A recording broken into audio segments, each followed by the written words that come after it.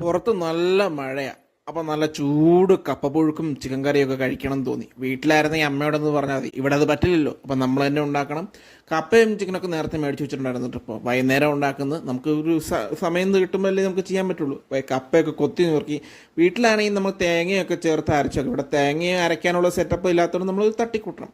കപ്പയൊക്കെ വേവിച്ച് വെച്ചിട്ടുണ്ട്. ഇനി അതിനകത്തേക്കും ചെറിയ മുളകും ഉള്ളിയൊക്കെ ചതച്ച് ചേർക്കണം. ഇനി കറിക്ക് വേണ്ടിയുള്ള പരിപാടി ഉണ്ടാകും. സബോള മറ്റേ തക്കാളി കാര്യങ്ങളൊക്കെ അരിഞ്ഞ് വെക്കണം.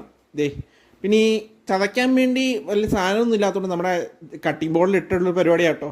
പിന്നെ കറിയൊക്കെ സെറ്റാക്കി വെച്ചിട്ടുണ്ട്. പിന്നെ നിങ്ങൾക്ക് എൻ്റെ വീഡിയോസ് എനിക്ക് ഇഷ്ടപ്പെടുന്നുണ്ടെങ്കിൽ ഒന്ന് സപ്പോർട്ട് ചെയ്തേക്കണം. നിങ്ങൾ സപ്പോർട്ട് ചെയ്തല്ലേ എനിക്ക് മുമ്പോട്ട് പോകുന്നതിലൊരു ബൂസ്റ്റ് കിട്ടുള്ളൂ. നിങ്ങളുടെ സപ്പോർട്ട് ഇല്ലാതെ ആരും മുമ്പോട്ട് പോകില്ല കേട്ടോ. അപ്പോൾ കറിയൊക്കെ ആ പ്ലേറ്റിൻ്റെ സൈഡിലേക്ക് അങ്ങ് വിളമ്പി വെക്കണം. പിന്നെ റൂമിൽ ഞാൻ ഒറ്റയ്ക്കേ ഉള്ളൂ. അപ്പോൾ ഒറ്റയ്ക്ക് ഇരിക്കുന്ന സമയത്ത് ഇതുപോലുള്ള ഇഷ്ടമുള്ള കാര്യങ്ങളൊക്കെ തന്നെ ഉണ്ടാക്കി കഴിക്കുന്ന ഒരു പ്രത്യേക ഫീലാന്നേ.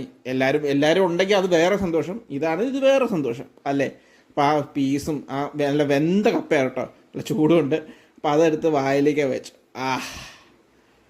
ഇത്രയും ഫീല് വേറെ ഒന്നുമില്ല. പിന്നെ നമ്മൾ സ്വന്തമായിട്ട് കഷ്ടപ്പെട്ട ഒരു ഫുഡൊക്കെ ഉണ്ടാക്കി കഴിക്കുമ്പോൾ ഒരു പ്രത്യേക ഫീലാണ്. അപ്പം നാളെ കാണാം. അപ്പം ബായ്. എല്ലാവരും സന്തോഷമായിട്ടിരിക്കട്ടോ.